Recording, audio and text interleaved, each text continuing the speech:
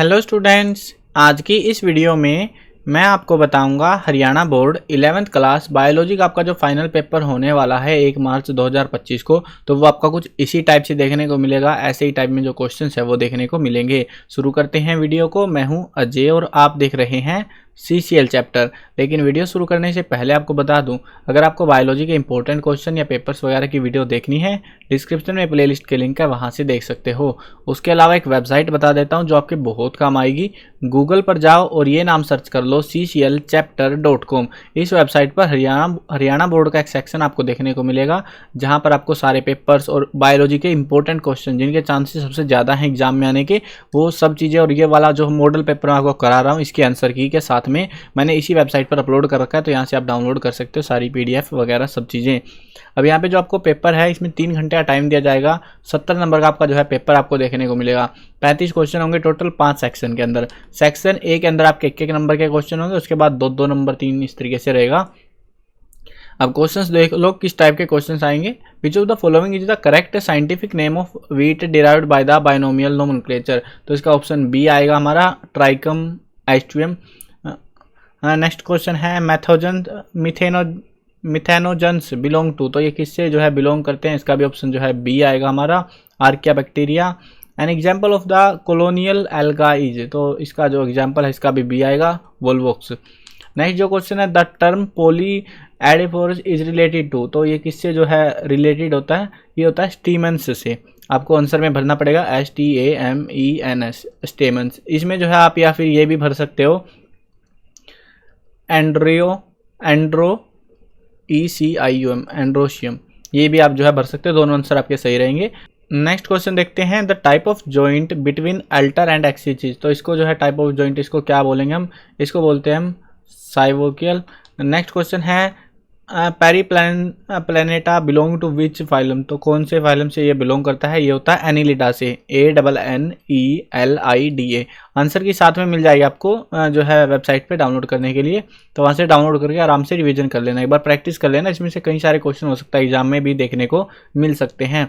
Which is common in plant and animal cell. इनमें से common क्या है, वो है माइटोकॉन्ड्रिया, प्लांट और एनिमल सेल दोनों के अंदर।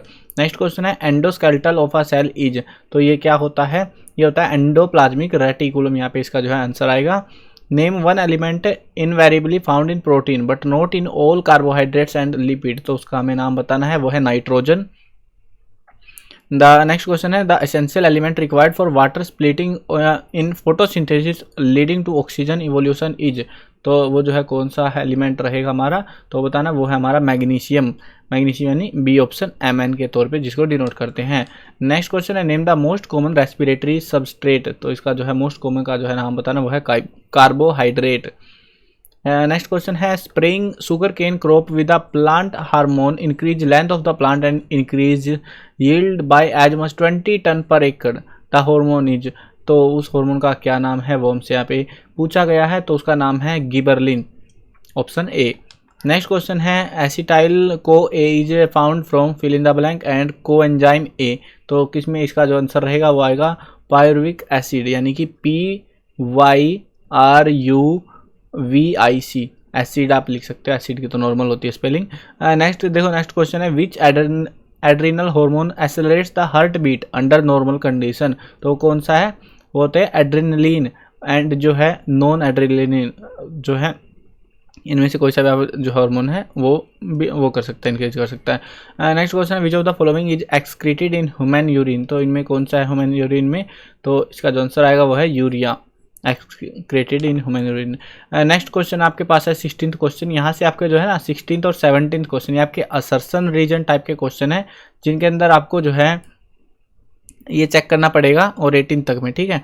ये इसमें आपको जो है चेक करना है कि पहले वैलिड करनी है कि दोनों स्टेटमेंट सही हैं या गलत है, और उसके बाद जांचना है कि भाई अगर स्टेटमेंट दोनों सही हैं तो वैलिड रीजन बन रहा है कि नहीं बन रहा है, ठीक है। वो समझोगे, क्वेश्चन को अटेम्प्ट करोगे तो आपको क्लियर हो जाएगा।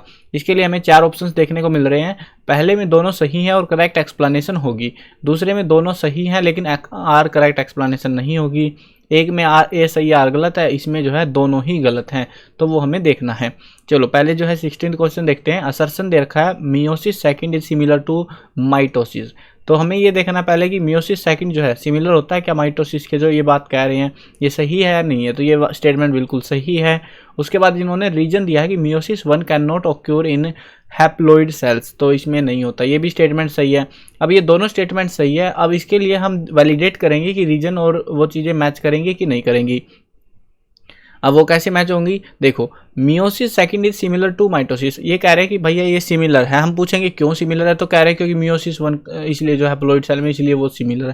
भाई ये कोई सेंस नहीं है, मतलब स्टेटमेंट दोनों सही है, लेकिन इसको लेके ये रीजन वाई का जो सवाल हमारा बनता है कि ये ऐसा क्यों, तो इसको जो है ये वैलिडेट नहीं कर पा रहा, इसलिए हमारा जो है दोनों स्टेटमेंट सही है और करेक्ट एक्सप्लेनेशन नहीं है। बी ऑप्शन हमारा सही हो जाएगा इस वाले क्वेश्चन में।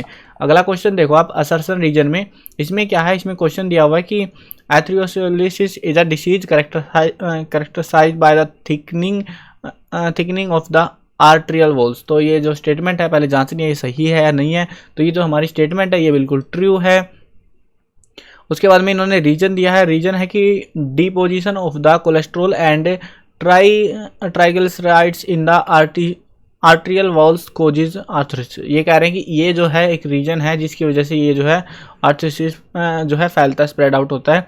तो ये जो स्टेटमेंट हमारी दी हुई है ये वाली गलत है, ठीक है, ये वाली हमारी गलत है। ऑप्शन जो है इसमें सी हो जाएगा, यानी कि if A is true and R but R is false, R हमारे यहाँ पे गलत हमें देखने को मिलता है। और इसके पीछे रीजन क्या होता है कि as of narrowing of blood vessel is also due to decomposition of calcium and fibrous tissue besides fat and cholesterol. तो ये एक्चुअल में ये जो है रीजन रहता है हमारा, बट इन्होंने कुछ और ही जो है स्टेटमेंट ही उल्टी पुल्टी बना रखी है। अगला क्वेश्चन देखो आप, 18वां क्वेश्चन, असर्शन दिया हुआ है diabetes insipidus marked by the excessive urination and too much thrust of water। तो इन्होंने जो स्टेटमेंट हमें दी है ये बिल्कुल ट्रू है। उसके बाद में रीजन देखना है, रीजन एंटी डायूरेटिक हार्मोन यानी ADH is secreted by the posterior lobe of pituitary gland, ये भी बात सही है। अब यहाँ पे जो स्टेटमेंट हमें दी है दोनों एक स्टेटमेंट टाइप में दी है, इसको लेकर अगर हम पूछेंगे कि देखो पहले में बात क्या हो रही है, diabetes is marked by the excessive urination and too much thrust of water, हम पूछेंगे वाई, तो ये कह रहे हैं ADH is secreted bye posterior, भाई इसका कोई लेना देना ही नहीं है इस चीज़ से, तो इसीलिए जो हमारा इसमें भी ऑप्शन बी आ जाएगा।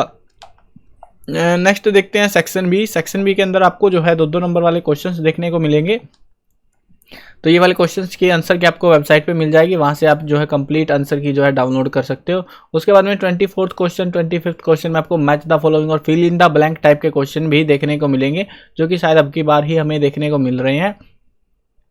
इससे पहले जो है ऐसे वाले क्वेश्चन हमें देखने को नहीं मिलते थे। यहाँ पे जैसे कि हमें हॉर्मोन्स दिया है और यहाँ पे टारगेटेड ग्लैंड हमें बतानी है, ठीक है ना, तो हेप्टोर्मिक हार्मोन ये जो है इसके लिए कौन सी ग्लैंड है वो बताना है, तो इसके लिए है पिट्यूटरी ग्लैंड। थायरोफिन TSH इसके लिए है हमारा thyroid gland.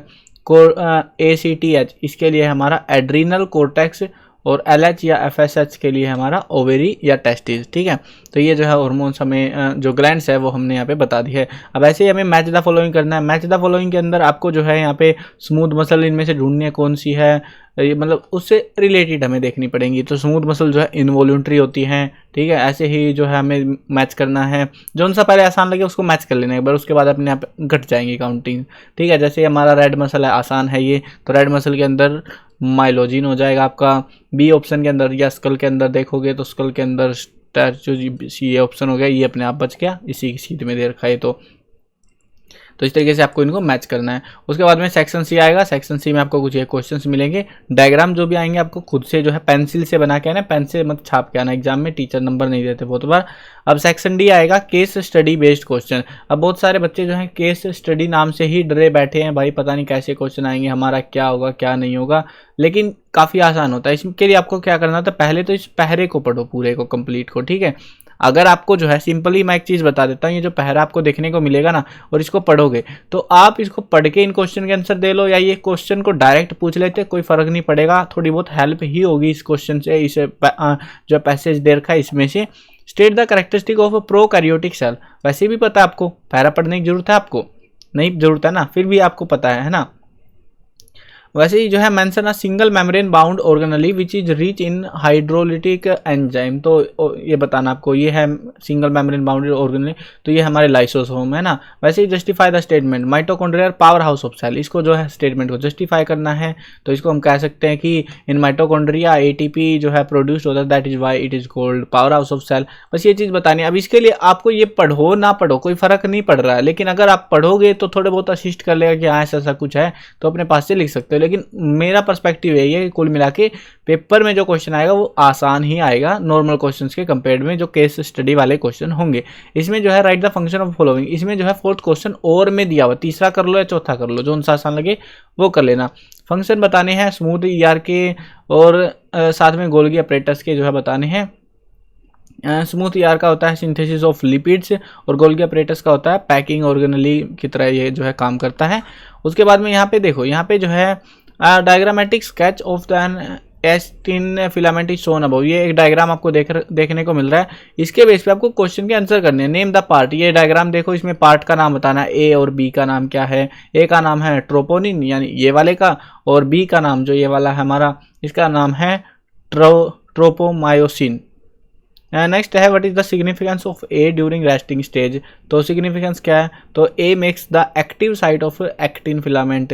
Name the component marked C and write its monomer, इसका मोनोमर भी साथ में मेंशन करना है। तो ये जो है मोनोमर ऑफ सी, ये जो है हमारा है मैरोमायोसिन, सी जो है ये जो है एक्टिन है, एक्टिन ACTIN एक्टिन है ये हमारा।